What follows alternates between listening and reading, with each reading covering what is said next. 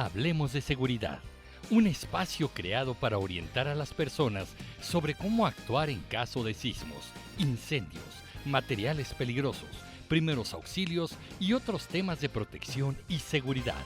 Quédate con nosotros. Comenzamos.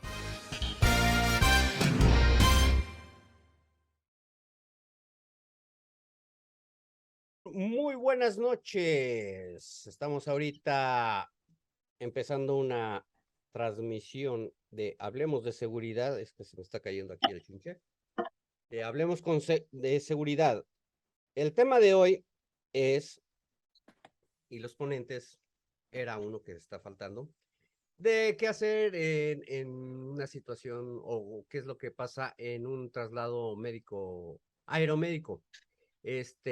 Lamentablemente, Rafa le salió un vuelo, tuvieron un problema climático, tuvieron que hacer otro tipo de maniobras, pero bueno, lamentablemente no contamos con su asistencia, pero también tenemos a un gran profesional que es Gerardo Arrioja, mismo que sabe mucho del tema. Entonces, pues vamos a iniciar y gracias por estar conectados. Recuerden, hablemos de seguridad, es hablar de diversos temas y que ustedes también se enteren de qué es lo que se hace a bordo en ambulancias, helicópteros, en tierra y bueno, primeros auxilios y todo lo que es básico en protección civil. Bueno, pues arrancamos. Aquí está con nosotros el pilotazo Gerardo Arrioja, que nos va a comentar este tipo de tema. Bienvenido, hermano. Gracias, Jerry. Hola, ¿qué tal? ¿Cómo están? Buenas noches y qué bueno que nos podemos reunir. Hola, Pam, y felicidades por tu reciente cumpleaños. Carlos, Ah, siempre es claro, un gusto felicidades. saber que estás presente. Y Carlos, Hola, pues, sabe muchas muchísimo gracias. del tema. Sí, Ya te vi echándonos Lysol. Y bueno, Carlos también sabe mucho del tema, porque pues claro, él y tiene ahorita también muchas. lo vamos a meter al ajo porque pues necesitamos que nos platiquen todo este tipo de las diversidades, tanto en tierra como en mar, ¿no? Porque es diferente pues Así es. las maniobras. Y cuando combina juntos, la cuestión se vuelve aún más crítica, ¿sí? Ahorita comentaremos algunas cuestiones. Yo realmente lo que puedo ofrecerles es desde el punto de vista del piloto, qué sí se puede hacer y cómo se debe hacer, qué es lo que nunca deben hacer, ¿sí? Y al hablar de transportación aeromédica, históricamente, y parece mentira después de tantos años, la constante sigue siendo que los paramédicos consideran que entre más equipo le pongan encima al paciente, mejor va a ir a bordo de una aeronave, y no es así, es todo lo contrario. Únicamente lo indispensable, ¿sí? Para realizar el traslado. No es necesario cargar hasta con el perito, ¿no? Porque es una de las máximas. La otra, algunas cuestiones fisiológicas pueden ustedes padecer al estar a bordo, que son consideradas de medicina de aviación. Son dos fenómenos muy importantes. Uno que se llama cinetosis y el otro autocinesis, ¿sí? Vamos a comenzar por el segundo, que es la autocinesis. ¿En qué consiste? Son estos errores de percepción de tu sistema propioceptivo. Cuando tú estás a bordo de una aeronave, y les voy a hablar concretamente del helicóptero, eh, no tienes la misma sensación ni percepción porque estás flotando y vas colgado en un péndulo que va volando. Que dicho sea de paso, la aerodinámica de un helicóptero, entre más la conoces, más te convences que esas cosas no deberían volar, ¿sí? Sin embargo, se mueven y vuelan. Y la autocinesis es ese fenómeno, no sé si les ha pasado, cuando ustedes se encuentran en un alto. Voy a usar aquí unos vehículos de urgencia, porque no tengo láminas preparadas, porque vine de bateador emergente y lo que tengo son Es, es que, Entonces, bueno, lo que pasa es de que hay algunos problemas de tiempo y técnicos, pero bueno. Ajá. bueno, supongando que cuando estamos en un alto, este vehículo se desplaza al frente, y sí o no que nosotros de inmediato el de este lado oprime el freno, Ok. porque siente que se está yendo hacia atrás, cuando el que se está moviendo es el que circula al frente. O viceversa, si este vehículo se estuviera echando en reversa y tú estás de este lado distraído, levantas la cabeza y ves que este está echándose en reversa, ¿Crees que este estás avanzando? automáticamente pisa el freno, porque siente, tiene esa percepción de estar avanzando. En eso consiste la autocinesis, que te va a mentir sobre los desplazamientos que estás teniendo. Esto es bien importante al estar a bordo de una aeronave, porque es muy común que te confundas con los movimientos que pueden tener las nubes o con el horizonte al desplazamiento que tú tengas, y te puede causar un error en la percepción sobre cómo es.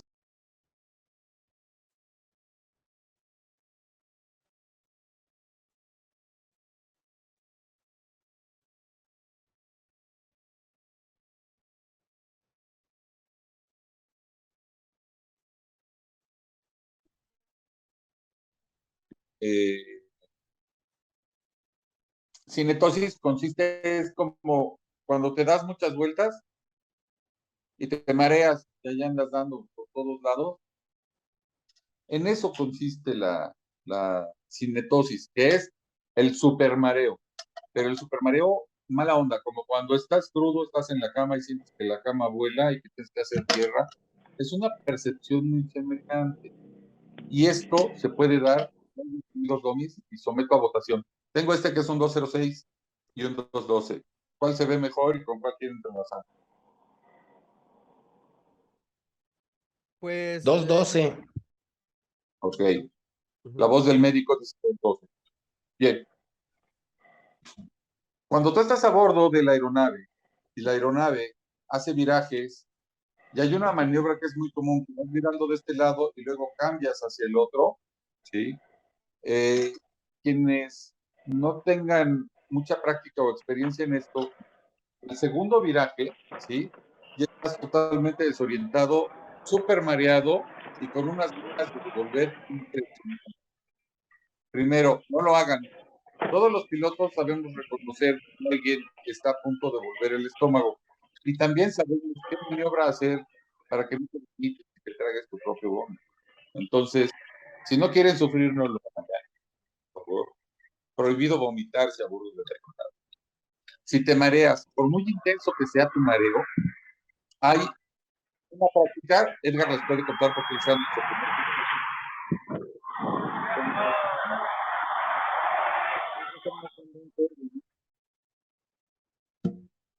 Listo. El doctor estaba matando un cochino, entonces, bueno, qué bueno, ya le cortó No soy al yo. audio. Está bien, esperamos la cochinita. Les decía, cuando les pase eso del mareo, ¿sí?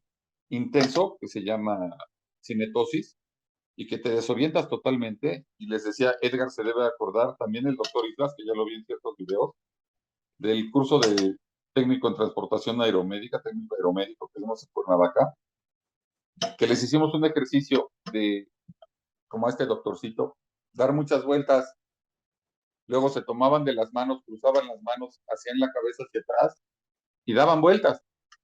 Claro. Y se generaba precisamente este efecto de la cinetosis y había quien hasta se revolvía el estómago o se revolcaba en el pasto.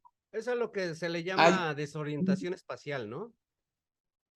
exactamente, lo primero, o sea, la desorientación espacial es la consecuencia de la cinetosis, Ok. ¿sí? Es la consecuencia. ¿Cómo lo contrarrestas? Prácticamente de inmediato, fija la vista en los instrumentos, en el manómetro del oxígeno, en el respirador, en el monitor cardíaco o siempre en tu reloj.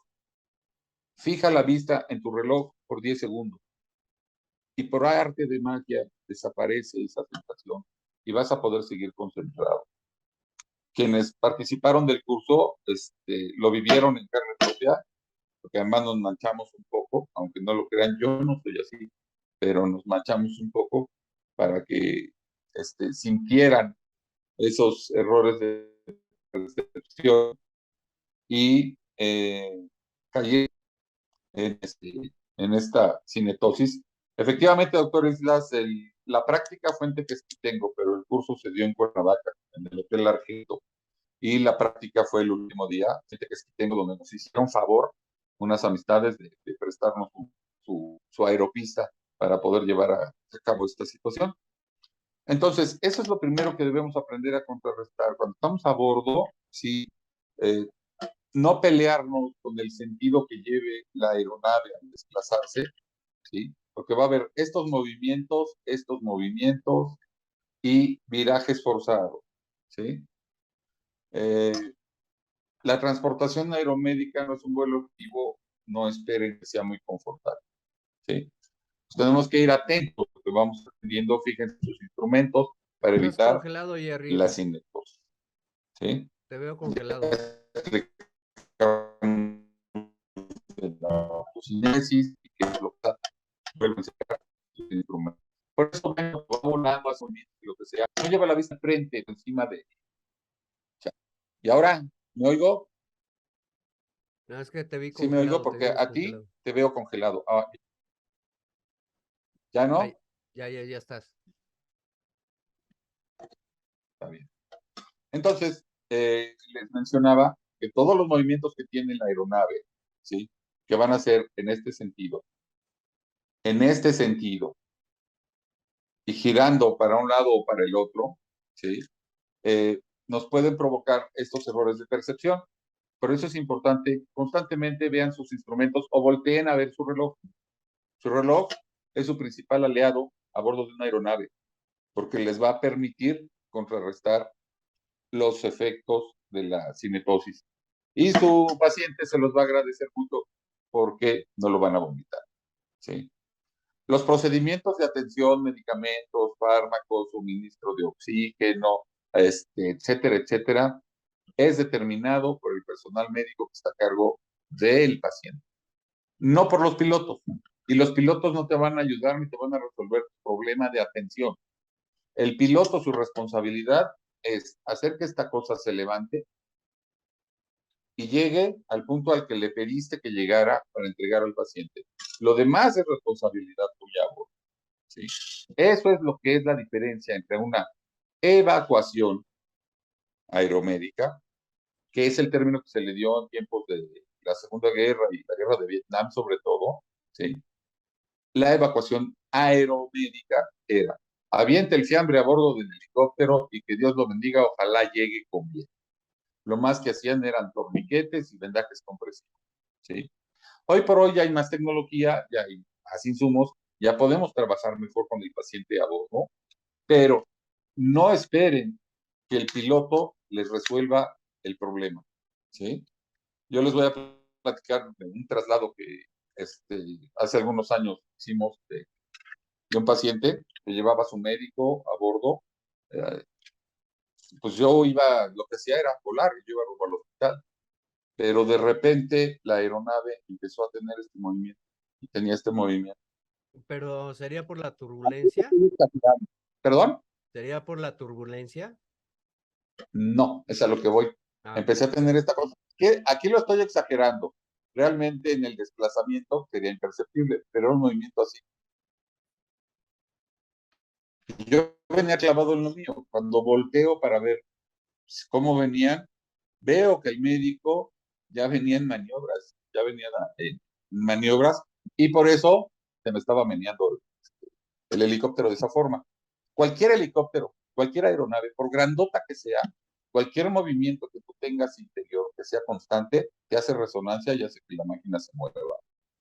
Entonces, cuiden también mucho esos movimientos. No avienten tanques de oxígeno, no muevan eso. Cualquier cosa que vas a hacer, adelante. Tienes que entrar en maniobras, avísale al piloto. Voy a entrar en maniobras, porque si no está uno como un menso viendo los instrumentos, el panel de instrumentos, de qué es lo que me está fallando. Claro. Entonces, sí colaboren con el piloto, ¿no? Cuestiones de seguridad, eso a bordo, ¿sí? Cuando ustedes oigan una alarmita que suena, piu, piu, piu, piu, se prenden unos focos amarillos y uno rojo que dice hydraulic failure, Lo que te lo pasó mejor que allá en pueden las hacer, carreras del León, ¿no? lo mejor que pueden hacer es rezar, Porque si fallan los hidráulicos, es exactamente lo mismo que en un coche con dirección hidráulica. Se te rompe la banda, te quedas sin dirección hidráulica, ¿cómo se va a poner la dirección? ¿Sí? Pasa lo mismo con los controles de un helicóptero. Se te va el hidráulico y es pelearte con los instrumentos. Normalmente el cíclico, que es el bastón que llevas entre las piernas, lo mueves con un dedo sin ningún problema.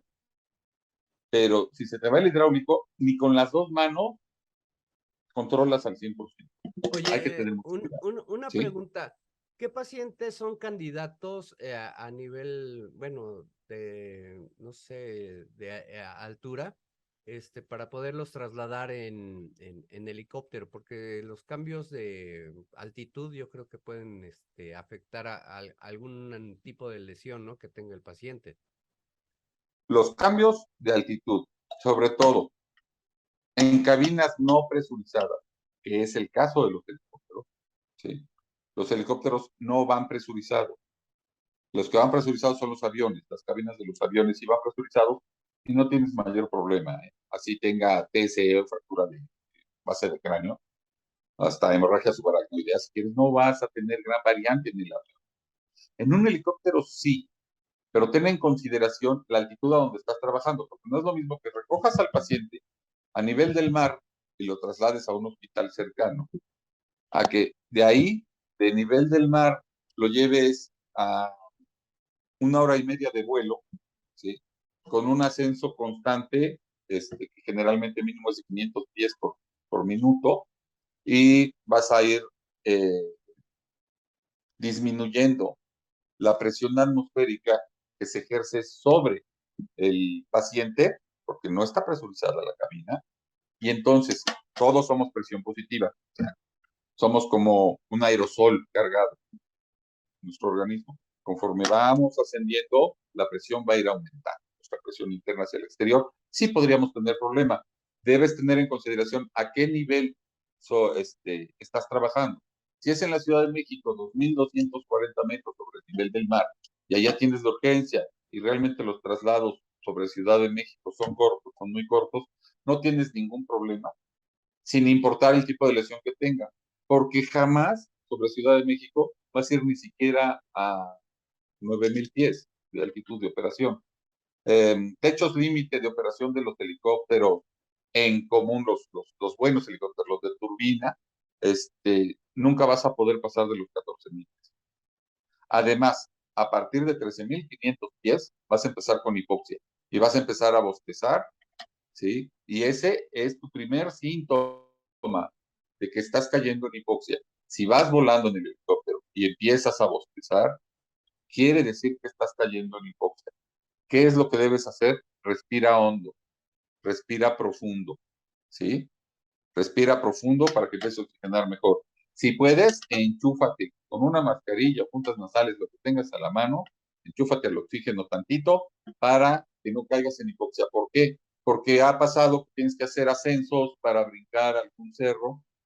Pongo de ejemplo traslados que se llegan a dar. Toluca, que es el aeropuerto más elevado del país, hacia Ciudad de México. Y tienes que pasar, hay un paso, un cruce que se llama la Verónica, que entras por Huixquilucan y es uno de los cerros que nos permite pasar muy bajo, pero pasas borraceando, pasas rasando las copas de los árboles, Ok. para evitar precisamente estas condiciones, y sí se dan, ¿sí?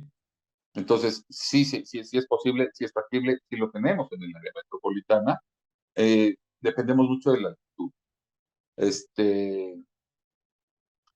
Ya llegó Don Tachi, qué bueno, bienvenido. Entonces hay que tener mucho cuidado con estas situaciones, ¿sí? En de la variación de la presión atmosférica. Por eso, siempre tú checas como piloto la presión, porque son varios factores que inciden. Para que tú puedas operar, ¿sí? Tienes que checar tu gráfica de peso y balance. Entonces, aunque una aeronave tenga capacidad para transportar 12 pasajeros, no siempre va a ser posible, porque a mayor altitud tienes menor capacidad de carga. A nivel del mar puedes cargar los 12 pasajeros y full de combustible sin mayor problema. Oye, ¿Sí? otra pregunta, por ejemplo, un buzo, ¿no? Que tiene, ya ves que se despresuriza cuando sale emerge de su buceo, ¿no? Que es Ujú. una presión barométrica y todo esto. ¿Hay alguna situación de que, bueno, lo suban a un barco o lo suban a una lancha, llegue el helicóptero de rescate, bajen un winch y luego lo traslade? ¿Hay algún problema en ese sentido? Tienes que ir básicamente como a 300 pies sobre el terreno a nivel del mar cuando es esta situación, porque si no vas a exponer al paciente a un barotrauma, ¿sí? Exacto. Ujú. Y los buzos no pueden volar, incluso si tú buceaste de manera recreativa, no puedes volar en el avión ni en cualquier aeronave que vaya a tomar más de 1500 pies de altitud, ¿sí? En las siguientes 48 horas para que tu organismo pueda compensar. Cuando es una situación de urgencia que necesita entrar a una cámara barométrica, debe ser a un hospital que sea de la misma región. Casos que suceden muy seguido en Acapulco son trasladados al Centro Médico Naval, ¿sí? A la base de Icacos. Pues sí, los helicópteros los ves que van borraseando sobre la costa, no tiene mayor problema en ese sentido. Sí habría un problema muy serio de barotrauma al tomar una elevación que superara las altitudes, ¿no? Tenemos problemas ahí de intercambio gaseoso, etcétera, etcétera. Pero les repito, la atención médica del paciente a bordo de una aeronave, y les hablo concretamente del helicóptero, que no es una aeronave personalizada, es 100% responsabilidad del personal médico, ¿sí? Repito, los pilotos no podemos resolverle el problema quienes están a cargo de la atención del paciente. Lo más que sí les podemos aportar es no carguen de equipo ni sobrecarguen de equipo al paciente porque eso representa mayor peso a bordo de la aeronave y a mayor peso no te responde la misma potencia a determinadas altitudes. Ahí es donde debe tener cuidado y precaución. ¿Sí? Ahora bien, esto, ya hablando así muy románticamente de qué puedo y qué no puedo hacer a bordo de la aeronave. ¿Sí?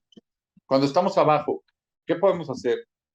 Lo básico, muchas veces olvidamos por estar muy clavados en la atención del paciente y hemos observado esto, que se les olvidan conceptos fundamentales, ¿sí?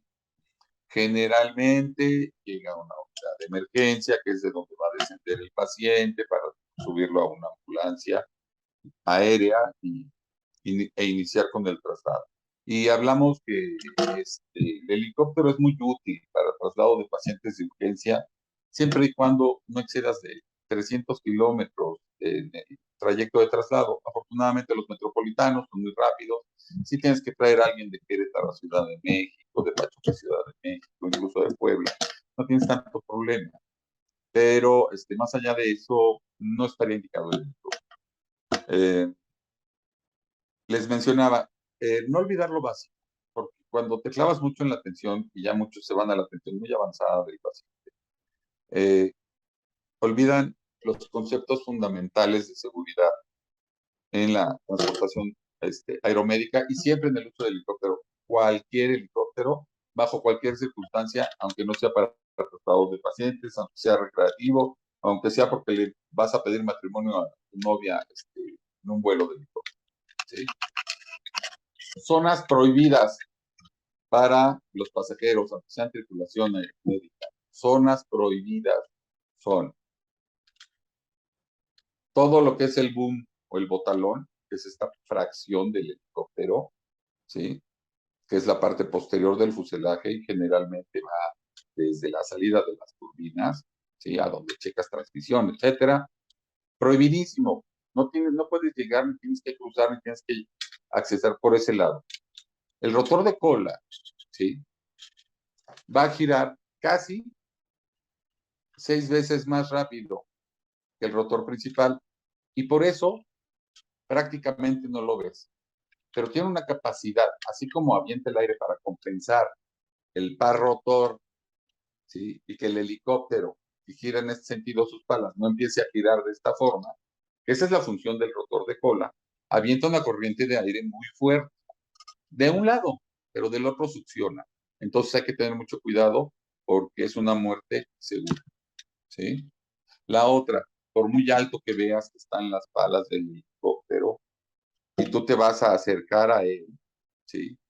Siempre inclínate, agáchate y bajas, porque hay un movimiento que tú no ves en la pala. Tú ves que el helicóptero está girando sus palas de esta forma, pero hay un movimiento que se llama flapeo, el flapeo del ala rotativa, que consiste en este movimiento, que va a depender de condiciones de viento, clima, velocidad y revoluciones en la máquina. Y es aquí donde tú corres peligro, ¿sí? En la pala que desciende, la pala que asciende y así van cambiando constantemente. Entonces el movimiento que tienen las palas no solo es así, sino que también tiene un movimiento en este sentido que se compensa precisamente con estos balancines que tienen los helicópteros en el rotor principal, ¿sí? Pero el movimiento del flapeo, ¿sí? Es un movimiento normal de las alas rotativas, te pueden poner en riesgo en tu aproximación. Creo que vimos, no sé si lo vieron, de un empresario que llegó a un 407 y el empresario se acercó hacia el helicóptero y mocos, adiós, le volaron la tapa de los sesos, ¿no? ¿Sí? Fue precisamente por no agacharse, ¿sí? Y lo que le dio en la torre, pues es por el fenómeno del flapping y la pala que decía, ¿sí? Eso hay que tenerlo en consideración. Prohibido moverse hacia la parte de atrás del helicóptero, ¿sí? El helicóptero cuando llega tiene siempre partes móviles. El piloto jamás te va a poder ver, ¿sí? Si tú no estás a las 10 y a las 2 de su visión. El piloto no te va a ver, es más, ni te va a pelar, no esté pasando a los eso cuando tú estás descendiendo y tocas tierra, no pelas, y hacia atrás mucho menos, ¿sí? Claro. Por eso en Cóndores tienen mucho protocolo de que luego tocando se baja uno de los oficiales tácticos aéreos y luego checa hacia el rotor de cola. Y después que nadie se acerque hasta que les den las indicaciones, ¿sí? Tú debes de estar siempre, el helicóptero va a bajar, debes de estar en un ángulo de visión de las 10 y las 2, siempre de frente al helicóptero, ¿sí? ¿Y cuál es la mejor forma o cómo garantizas que vas a estar de frente a la cabina del piloto? Que el aire te pegue por la espalda, porque el helicóptero va a tratar de descender con el viento de frente hacia la nariz, ¿de acuerdo? Okay. Esto nos ayuda a la sustentación y favorece eh, lo que se llama el efecto suelo, ¿sí? Para mantener el helicóptero en un vuelo estacionario que se llama hover, previo a tocar, ¿sí? Entonces, si es un momento crítico, si yo no te tengo a la vista enfrente, no me hago responsable de lo que pase, ¿sí? En una vista que no sea a las 2 y a las 10, ¿de Oye, acuerdo? por ejemplo, ¿cuál es para los servicios, ya sea médicos, hospitalarios y prehospitalarios, cómo es la entrega de los pacientes hacia el helicóptero? Cuando bajan en van a hacer un traslado X, ¿cómo se debe de entregar este paciente? ¿Qué maniobras se deben de hacer? Y si es necesario tener pues alguna persona haciendo señales tierra-aire. Bien, varias respuestas a esa inquietud. Lo primero, no tengan al paciente abajo de la ambulancia, ¿sí? O en la camilla, esperando el descenso del helicóptero. Lo van a empanizar, ¿sí? O sea, le va a caer toda la tierra, todo lo que se levanta con el descenso de una aeronave al terreno, y no tiene caso que tenga al paciente fuera. Al paciente lo desciendes de la ambulancia, ¿sí? Hasta que te dan la señal. Digo, relámpagos, cóndores, creo que ya lo que hacen es que evalúan al paciente, ven cómo viene el paciente a bordo de la ambulancia y ya luego lo bajan. Digo, todavía hay quienes tienen una mala praxis porque no han tenido capacitación de bajar al paciente apenas está tocando el helicóptero al piso, bajan al paciente y ya lo quieren subir.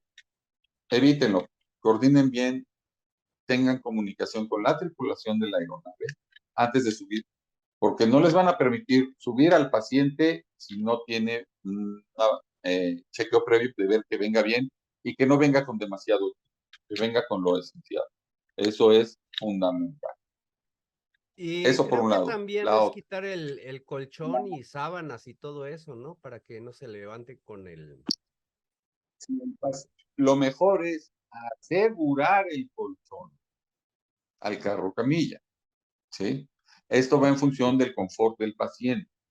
No todos los pacientes van empaquetados en una férula espinal larga o en una espátula o en una camilla de transporte aéreo, Claro. ¿sí?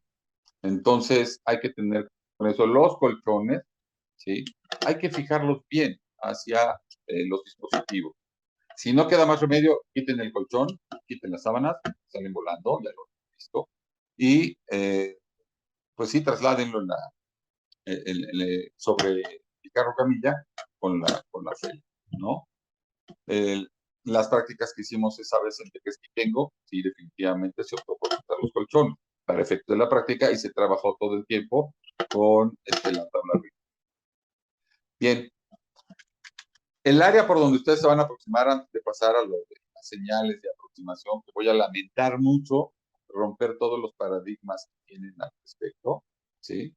Eh, la mejor forma para accesar estás a la vista entre las 10 y las 2 y el piloto te va a decir, ya estoy abajo, ya bajé revoluciones, ya se pueden acercar. Y la persona que esté como oficial de seguridad, pues como se le conoce a la persona que pues te auxilia en el descenso, ¿sí? Va a dar la indicación de la aproximación y las personas que van a entregar al paciente van a llegar por este lado, ¿sí? Siempre a las 9 del piloto, ¿sí? Ustedes pueden ver que jamás va a llegar el paciente por el lado derecho de la aeronave, siempre va a llegar por el lado izquierdo, a las 9 del piloto, en donde pues se va a hacer el acceso y cómo va a entrar el paciente. Pero hasta la indicación del comandante o de la tripulación táctica aérea que venga a bordo, ¿sí? No antes, porque estaríamos poniéndonos en riesgo. El personal táctico aéreo siempre va a indicar agachados, tranquilos, ya van de frente y todo, y les da la indicación de cómo meterlo, y es quien se encarga de asegurar las puertas y revisar todas las puertas antes de dar por libre para el despegue, ¿sí?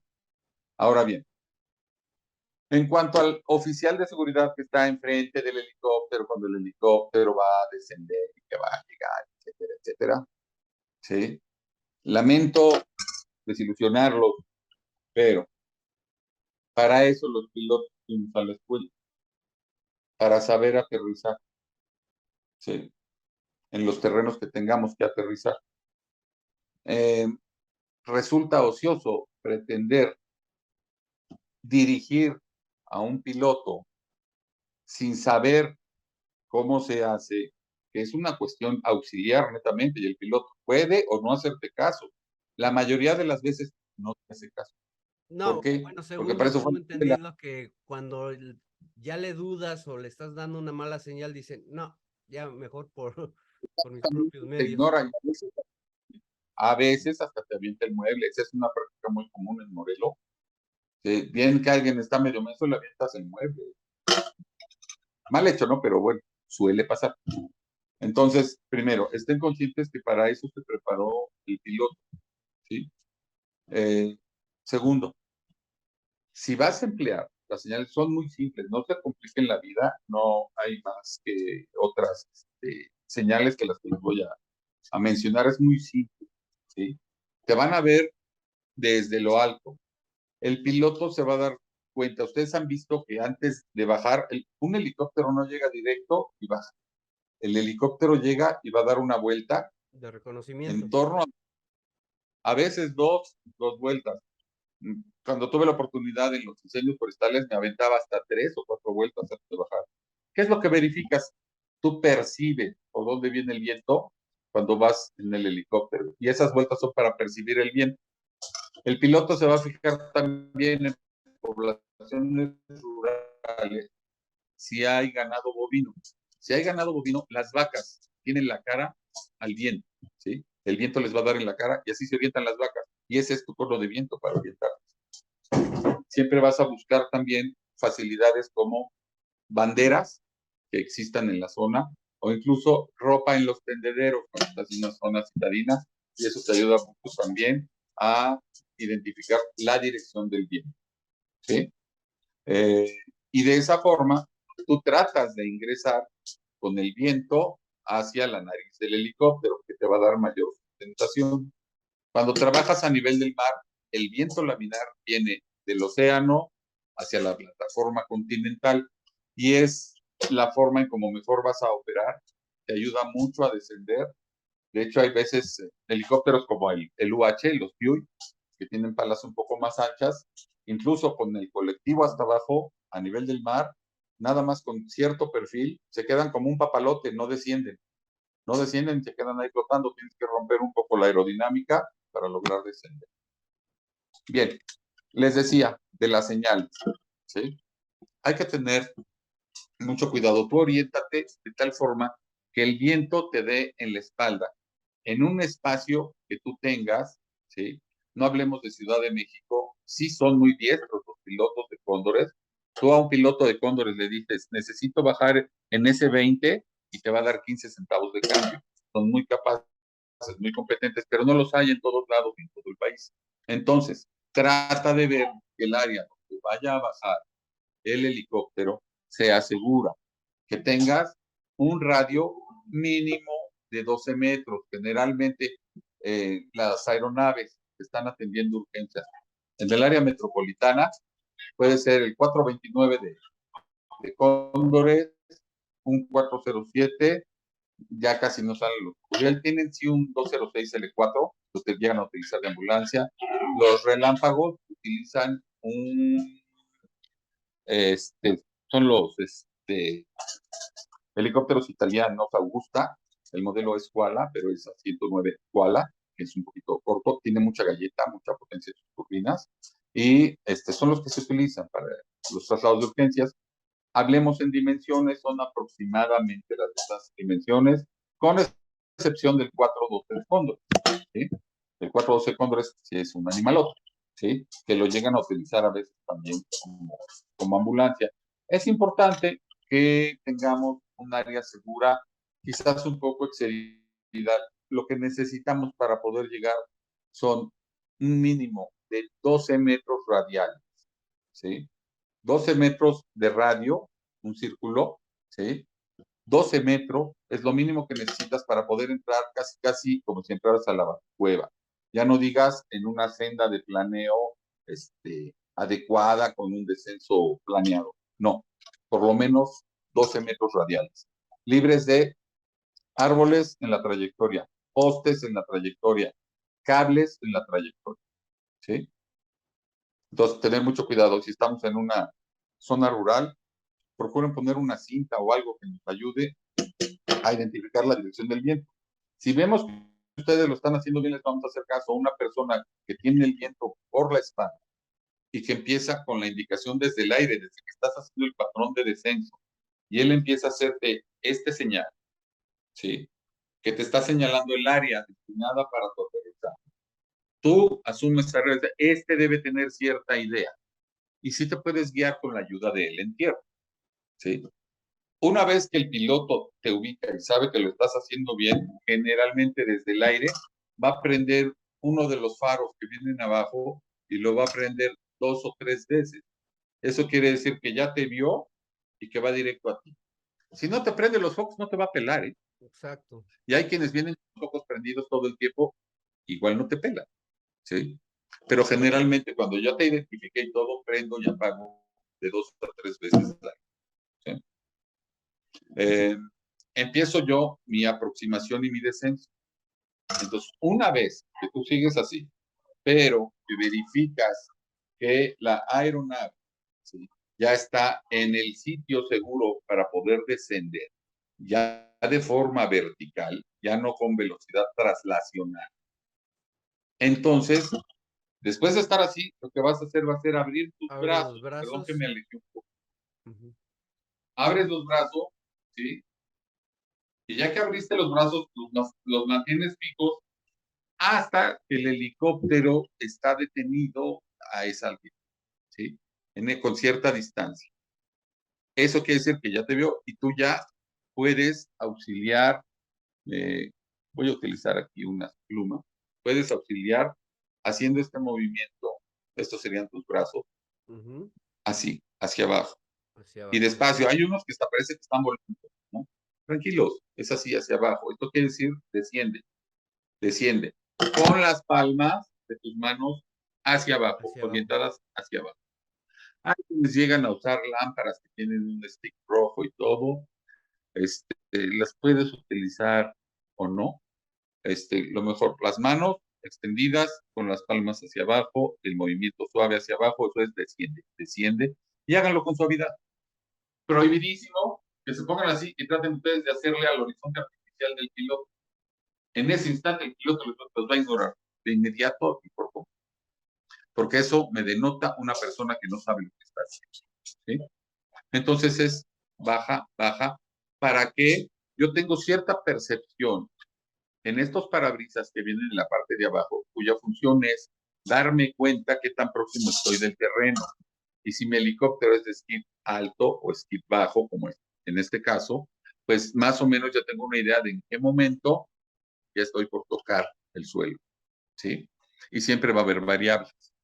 Nunca vamos a recibir al helicóptero en laderas, ¿sí? Porque jamás va a poder llegar, porque pegan antes las palas que el helicóptero con el terreno.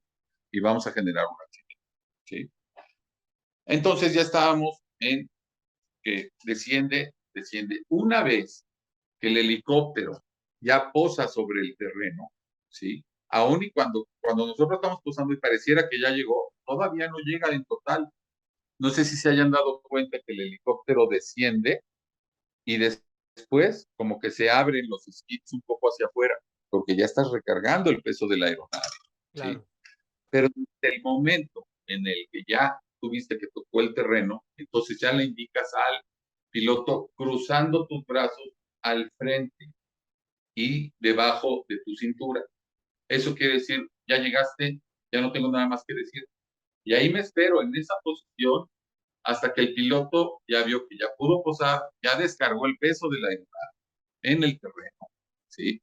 Ya bajó su colectivo y después reduce las revoluciones, ¿sí? Que eso lo hace desde el control colectivo. Reduce las revoluciones, por eso se oye como que baja el ruido de la turbina cuando desciende, ¿sí? Digamos, para abortar Puede o no el suceder. descenso, hay también otra señal, ¿no? De que haz de cuenta que se avienta un perro o se avienta. No, simplemente vamos a suponer que viene descendiendo y se avienta un perro o hay un loco o se atraviesa el metrobús, ¿sí? Y tú estás en este sentido, ¿sí? De inmediato al frente así, que es detente y hacia arriba, que Ujú. es no descienda, ¿sí? Esta forma de, cuando tú estás haciendo esto y todo, cuando llega el helicóptero, si le dices, ya llegaste, ya preguntaste, ¿no? Haces lo mismo, si estás en este movimiento, es detente, ¿sí? Y aborta, ¿no? Esto puede ser que el helicóptero mantenga su posición en donde está y no aterrice. Es Sin como embargo, si corre, mandarlo a hover. exacto, lo mantienes a este nivel del terreno, ¿no? Sabes que no bajes, hay un perro, etcétera, ¿no?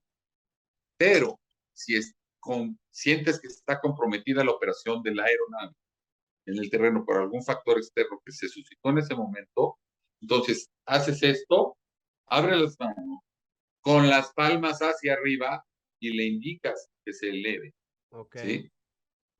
¿Esto? Y él ya se va a elevar y entonces ya le das la indicación. Entonces sí, te vas con la cara de frente al viento, le indicas la salida, ¿sí? Eso quiere decir, date otro rock and roll, ¿sí? el helicóptero dará otra vuelta, se dará cuenta cuál fue la situación y volverá a intentar el descenso. Si no es factible que pueda descender o desde la primera vez, porque se comprometa la seguridad de la aeronave, no permito el descenso. ¿Sabes qué? No desciendas, por favor, no desciendas. ¿Sí? Eso rara vez lo llegamos a notar, hace mucho en prácticas. En toda mi vida solo una vez, y fue en Atizapán, y porque había malosos, corría peligro la integridad de una aeronave, se indicó, ¿sabes qué? Mejor no bajes. De Y hecho, llega, ¿no? yo tuve también una situación en no sé si conociste el hospital, el helipuerto del 20 de noviembre, no, sí, es del 20 de noviembre.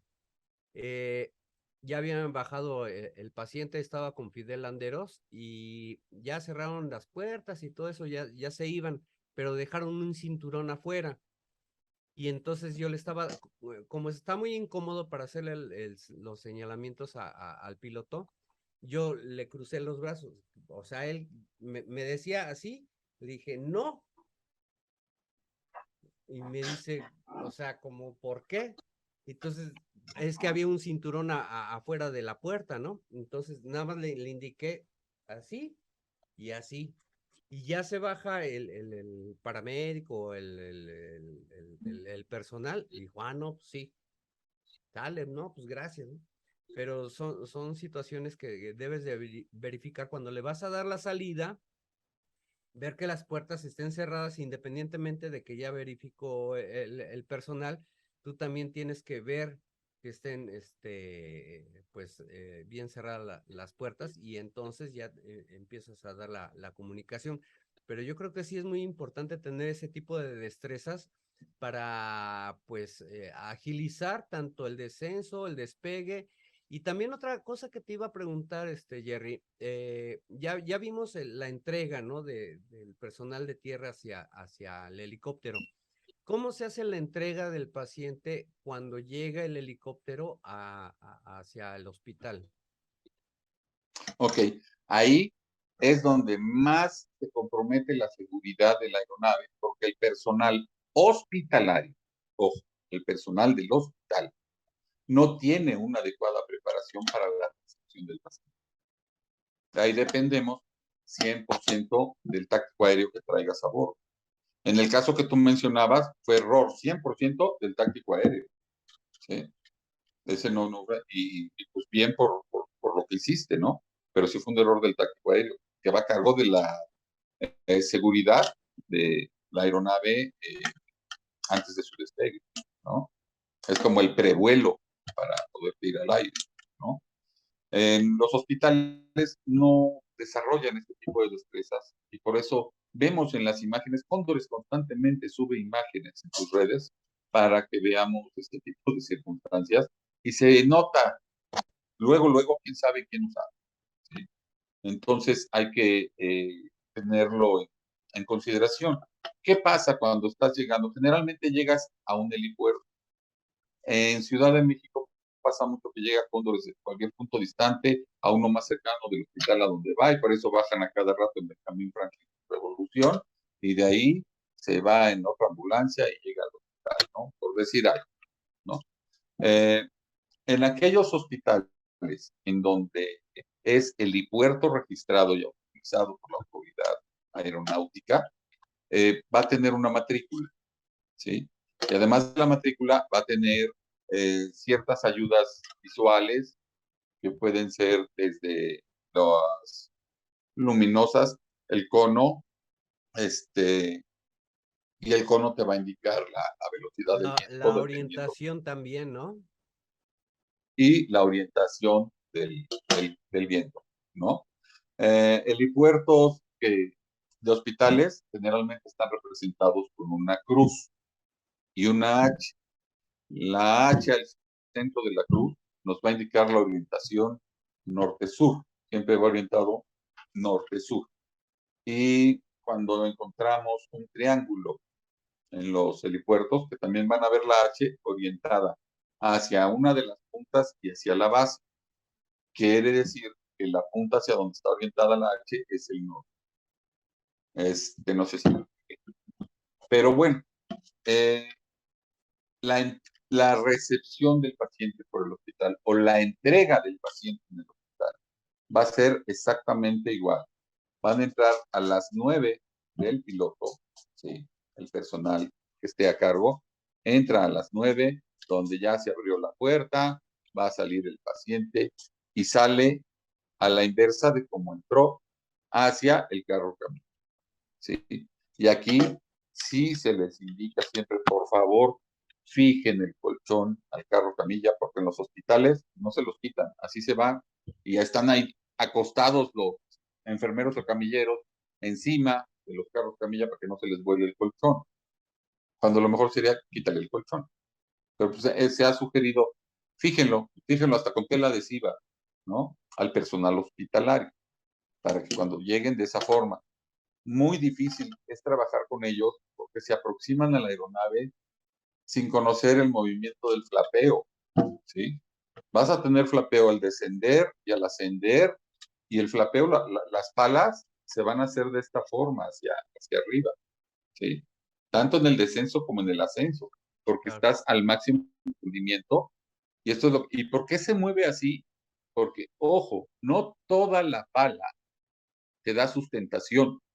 La sustentación te la va a dar el tercio distal de la pala. O sea, una tercera parte del ala rotativa es la que te da la sustentación. Ok. ¿Sí? Entonces hay que tener cuidado, por eso el flapping, y por eso hay que cuidar tu flapeo. ¿Sí? Oye, ¿y Respetar el qué perfil. recomendaciones? Bueno, yo creo que sí es capacitar al personal médico, también al personal prehospitalario, porque hay veces que todavía no toca tierra la aeronave y ya se quieren aventar, o sea, ya se quieren acercar. Entonces, yo creo que sí se debería de dar importancia a este tipo de maniobras y sobre todo porque a veces llegan helicópteros en Benjamín Franklin y Revolución, que las patrullas cierran la circulación y bueno, va llegando apenas la aeronave, e inclusive también hasta los policías, pues quieren ayudar o quieren estar en la escena de la situación, pero bueno, hay mucho riesgo. ¿Tú crees que Así es. es necesario que se hiciera pues una preparación nada más? Por ejemplo, las patrullas, ¿sabes que va a llegar un helicóptero? Tú nada más vas a hacer esto y que nadie pase. El personal prehospitalario u hospitalario, tu función nada más es esta y fin, no sé, ¿qué recomendaciones Y es muy es? mal, efectivamente, hasta en los mismos policías se ha observado que están con el teléfono en la mano grabando la maniobra. ¿Sí? Entonces, hay que tener cuidado con esto. Definitivamente sí. Y eso va a mostrar el liderazgo de la persona con mayor capacidad en la escena. Y es volver a lo básico, que es el comando de incidentes. ¿Sí? Al aterrizaje y despegue, haz de cuenta que estás manejando un comando de incidentes, cada quien con funciones específicas y sin comprometer la seguridad de las personas, mucho menos la de la aeronave. ¿Sí? Hay que tener mucho cuidado con eso. En términos generales, esa es la forma de operar. ¿Sí? Cuando vas a entregar un paciente o cuando vas a recibir un paciente, ¿sí? Tener mucho cuidado y así como entraste a las 9, te retiras a las 9, pero nunca vas a circular hacia la cola del helicóptero, hacia el rotor de cola, ni hacia el boom o el botalón. Nunca vas a circular en ese sentido. Entras a las 9, sales de las 9 y luego te diriges al ángulo de visión del piloto, ¿sí? Tanto como la orientación lo permita, que es entre las 10 y las 2, la mejor visión que podemos tener. Eso va a salvar muchas vidas y va a salvar la de ustedes, va a salvar la vida propia. A bordo, ya saben a lo que están expuestos. Autocinesis, cinetosis, ¿cómo vamos a poder contrarrestar? Fíjense en su reloj o fíjense en los instrumentos, ¿sí? Y con eso van a evitar toda esta sensación de errores de percepción. La ¿Sí? última pregunta que te voy a hacer, Jerry, en un momento de, no sé, un aterrizaje forzoso, un descenso forzoso, etcétera, ¿qué procedimiento tiene que tener el paramédico? Digamos, ya tiene el paciente a bordo y hay una maniobra de emergencia. ¿Qué protección se le debe dar al paciente o qué autoprotección se debe de dar uno? En ese momento, el paciente ya no es tu prioridad. En ese Ok, momento, tu prioridad eres tú mismo. Te sientas y te aseguras, te abrochas el cinturón y adoptas tu posición de seguridad. Generalmente en las aéreas la mejor posición de seguridad es un brazo en el abdomen y otro brazo al frente de donde te puedas apoyar. En los helicópteros te puedes agarrar de los lados, hay agarradera, te puedes sostener a los lados, o si no, simplemente posición de seguridad para prepararte al impacto contra el terreno. Los procedimientos de impacto contra el terreno son esos, no hay otro. El piloto se va a encargar de pelearse con los controles para que el impacto contra el terreno sea lo más gentil posible. ¿Cuáles son las circunstancias en las que puedes tener un impacto contra el terreno? La más común de todas es paro de motor o falla de turbina. ¿Qué quiere decir esto? Que al paro de motor o falla de turbina vienen girando las palas no se van a detener, ¿eh? El motor se fue, pero las palas van a seguir girando. A este fenómeno, a esta acción se le llama autorrotación. Es la autorrotación que van a tener las palas. Las palas controlan su movimiento, tienen un perfil de operación, lo voy a tratar de representar aquí, que si tú levantas el control colectivo, las palas se van a mover en este sentido, ¿sí? Si tú bajas el colectivo, las palas se mueven en este sentido. Así hay mayor resistencia por el perfil de ataque, así hay menor resistencia hacia el perfil de ataque. ok, como ¿Qué tratar haces de cuando elevarse, vienes en una digamos. autorrotación? Exacto. Cuando vienes en una autorrotación tienes que cuidarle las vueltas al rotor, o sea, checar tus revoluciones, que se mantengan en rangos verdes, vienes descendiendo, generalmente 212, 412, te va a pedir que tengas una velocidad de descenso de 60 nudos por hora, ¿sí? Entonces, quiere decir que vas a entrar autorrotando y desplazándote sobre el terreno, ¿sí? Ok, Al momento en el que vas a tener el impacto con el terreno, levantas totalmente el colectivo para que las palas hagan este movimiento, mayor ángulo de ataque y entonces se genera como un frenado. Te va a frenar por la misma proporción que va a generar un flujo de aire que te frena y puedes llegar. La mejor autorrotación en este tipo de aeronaves de estas dimensiones, entras a 60 nudos con el colectivo hasta arriba y se va a arrastrar con los skids hasta detenerse y ahí queda. Y esa es la mejor maniobra de autorrotación en este tipo de aeronaves. 206, 407 y 206L4 tiene mayor sustentación. El 206, porque tiene la pala más ancha, el 407. El 407 y 429 son muy eficientes, desarrollan mayor velocidad, pero sus palas son más delgadas. Tanto el 407 como el 206 te permite y te da más tiempo de reacción y escoger dónde aterrizas. El 407 no tanto, ¿sí? El 407 te va a permitir, ok, ya me fui a autorrotación y sientes el bajón. Entonces empiezas a cuidar tus vueltas, buscas dónde voy a aterrizar lo mejor posible y sí te permite, haciendo este movimiento que se llama flare, haciendo flare con el colectivo arriba, poder llegar, descender y posarte como si estuvieras aterrizando normalmente, ¿sí? Mala noticia, solo tienes una oportunidad de hacerlo bien. Tantito le dudaste, no entraste bien en tu flare o se te va para el frente, vas a tener un accidente o la aeronave va a rolar y va a haber consecuencias. ¿Qué sucede cuando tienes un problema de rotor de cola? De inmediato la aeronave te va a avisar y va a empezar a girar en este sentido, ¿sí? Si la aeronave empieza a girar en este sentido, ¿sí? Alcanza a dar media vuelta y va a llegar a dar una vuelta completa, ya perdiste la aeronave. Va a girar y se vira hasta abajo, ¿sí? Y vas a tener un impacto contra el terreno súbito, violento y catastrófico. ¿Qué es lo mejor que puede hacer el piloto en ese sentido? En los modelos Bell, metes todo el pedal izquierdo al fondo para darle mayor paz rotor a tu aeronave tanto como sea posible. Bajas el colectivo, contrario a lo que pudieran pensar, se baja el colectivo y buscas el descenso de esta forma. Y si se logra, entra un poquito chueco el helicóptero y ya que vas a tener el impacto, jalas el colectivo, se va a girar, pero ya golpeando en el terreno, si se van a abrir los esquís. Pero nadie se va a morir. Van a salir todos bien golpeados, pero nadie se va a morir. ¿Sí? En los modelos europeos ahora de Airbus, como el Curiel, que tienen el rotor de cola del otro lado y las palas giran en el sentido contrario a los Bell, la maniobra es al revés, en el pedal derecho, ¿sí? Y solito se va a acomodar la nave. Si ya perdiste la aeronave y ya viste que dio una vuelta y empieza a tener este movimiento, hazte conchita y que Dios te ayude, porque no hay mucho que hacer. Ok, no, pues ¿Sale? muy interesante. No sé si tengan alguna duda aquí nuestros participantes. Quiero saludarlos. Está el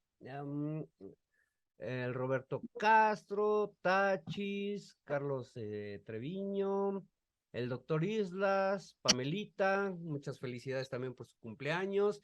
Y bueno, no sé si quieran hacerle una pregunta a Jerry, porque pues ya estamos casi pisando el final. Sí, ya me tengo que ir. Bueno, tengo que Roberto levantó la mano, o no sé si está saludando. A ver, Activa tu micro. vamos a ver. Ah, Creo que ya me dejó. Buenas noches. dale. ¿Qué pasó, mi Roberto?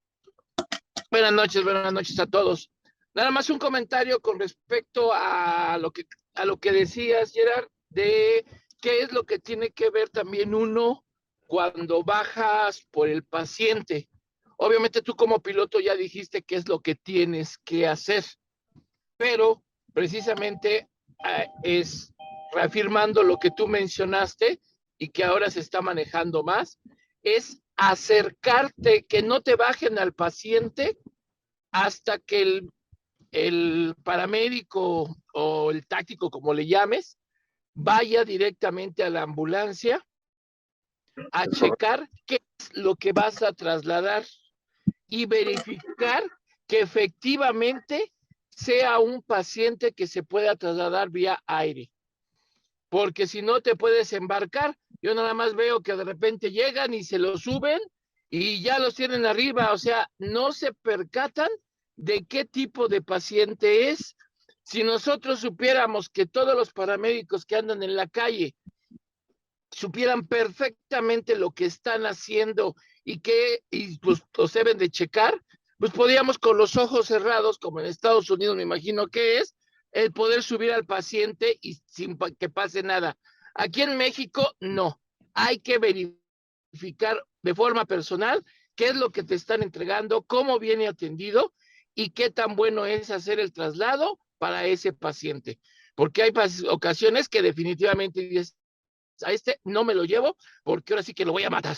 Entonces, bien importante que no nada más como piloto sea esa situación, sino que también como paramédico cheques a tu paciente para verificar que sea un paciente trasladable vía aérea. Nada más quería aportar eso, Gerard. Bien. Algo que menciona, por ejemplo, Federico Islas, que es muy válido, es paciente hospitalario, sobre todo paciente hospitalario, creo que lo ha padecido mucho, es la cuestión de que los médicos con las batas desabrochadas se aproximan a la aeronave y pues están en serio peligro. Si lo hacen así, deben tener sus batas bien abrochadas o de plano sin bata, ¿sí? Sin nada que esté colgando, no querer ir grabando el procedimiento. Hay tantas cosas que pueden incidir en como objetos olvidados, que así se llaman, objetos olvidados en el terreno. Se puede caer el celular, con la corriente de aire que manejan los helicópteros, puede levantar el celular del piso y este celular puede golpear las partes móviles de la aeronave y puede causar daño. Hay que tener mucho cuidado con eso. Las gorras, prohibidas las gorras. Nada de gorras ni que pisan los policías, porque es lo primero que sale volando y puede causar daño. Los que traen una placa metálica de los policías en la frente, y ese pequeño porción de objeto metálico sí puede causar daño serio en las partes móviles del aeronave. Entonces sí es una petición muy sentida, tengan cuidado en esto que hacen. Si eres médico, trabajas en un hospital, conoces los procedimientos, trata de instruir a tus compañeros en la forma adecuada de hacerlo cuando llegue una aeronave. Yo puedo hablarles mucho sobre los helicópteros porque es lo que yo conozco.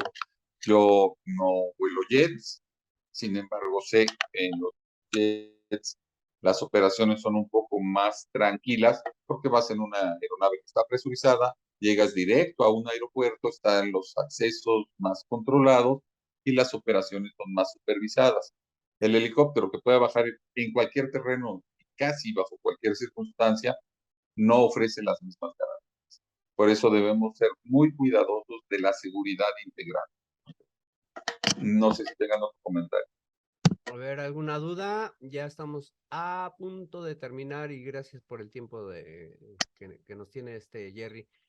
Doctor Carlos Treviño, ¿alguna pregunta? Doctor Islas, Pamelita. Hola, yo hacía mi comentario en relación a que aquí en Chiapas hubo un tiempo que hubo transporte aeromédico. Obviamente no tenían el conocimiento y se acercaban de esa manera, con batas, con estetoscopios, con varias cosas de mala manera. Yo les llamé la atención, bueno, les hice la observación de que eso no era correcto, pero poco me hicieron caso. Hasta que años después vino alguien a capacitar a los médicos de urgencias y al paramédico que está en turno de la mañana. El paramédico me dijo, doctor, tenía razón, aquella vez que nos dijiste que hiciéramos tal y cual cosa, pues no te hicimos caso, discúlpanos. Y bueno, yo le dije que tenía el curso y que sabía de lo que les estaba hablando.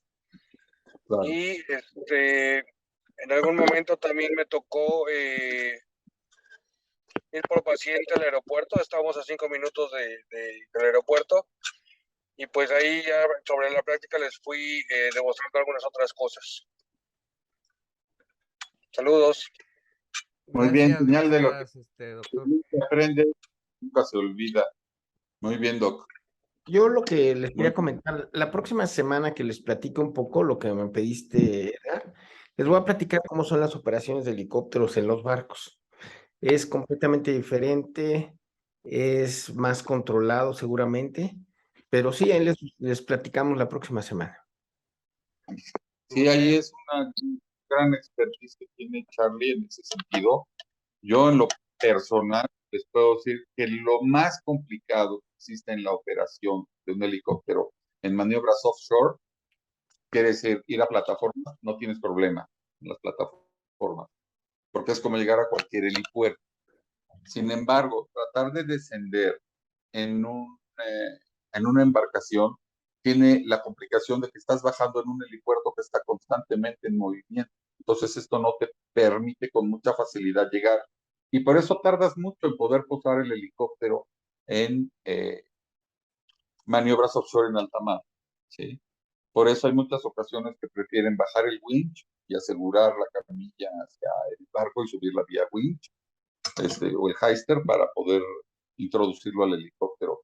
Pero el poder posar los helicópteros en embarcaciones en alta mar es una situación sí crítica y sí debes de tomarte tu tiempo. Por eso vemos que muchas veces abortan el aterrizaje, se vuelven a ir al aire y vuelven a realizar su senda de planeo para tratar de volver a entrar y de atinarle al momento en el que puedan hacer contacto.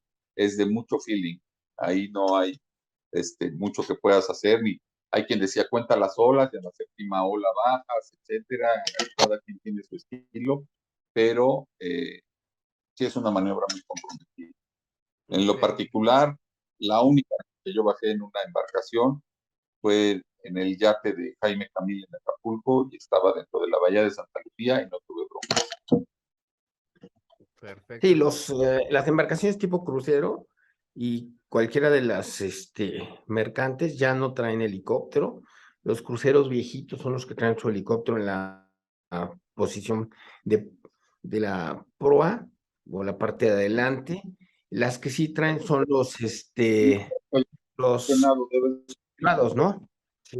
Y sí, todas las operaciones se hacen vía winch actualmente, por seguridad del helicóptero y de nosotros. Así es. Y bueno, sí, pues, te refieres al helipuerto, ¿no? A su helispot que le llaman, porque te escuché decir helicóptero, dije, qué padre que lleven helicóptero a bordo, yo quiero ir. Sí, perdón, helipuerto. Ok, bueno, Muy bien. pues yo creo que No sé si ya te estamos comentar. al límite. Perdón, ¿qué ibas a decir? ¿Jerry? ¿Qué?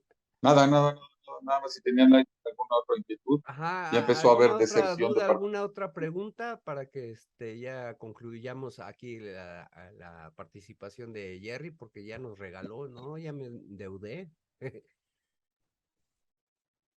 Yo Ok. solo que mil gracias, estuvo súper interesante.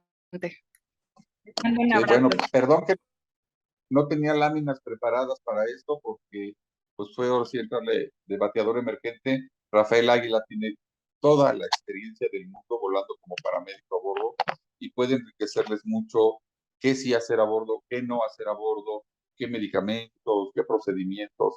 El indicado es, yo se los pude explicar desde el punto de vista del, del piloto, ¿sí? Ok, no, pero muy enriquecedor porque sí hay algunas duditas que están ahí flotando dentro de la entrega, recepción y candidatos para hacer este tipo de maniobras y traslados. Pero bueno, les agradezco mucho su visita, su intervención. Muchas gracias, Jerry, por este apoyo.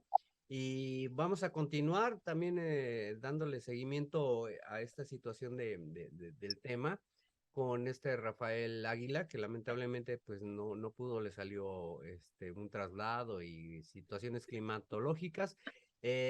Tenemos también el tema ahí pendiente con parte de situaciones marítimas con el doctor Carlos Treviño, que nos va a hablar de las circunstancias, cuidados, mantenimiento, accidentes que existen ahí en su trabajo en los barcos. Y les agradezco mucho su participación. Y entonces les voy a mandar el link y los horarios para para otros temas. Y por favor, si quieren compartir alguna inquietud de alguna otra plática, pues me lo hagan saber. Ya tienen ustedes mi teléfono, mi WhatsApp. Y pues vamos a continuar a enriquecer este tipo de temas. Muchas gracias. Les agradezco mucho su participación. Gracias, Jerry. Gracias a todos. Nos vemos a la Buenas noches. próxima. Gracias. Adiós. Bye, buenas noches. Buenas noches, gracias. Gracias, bye.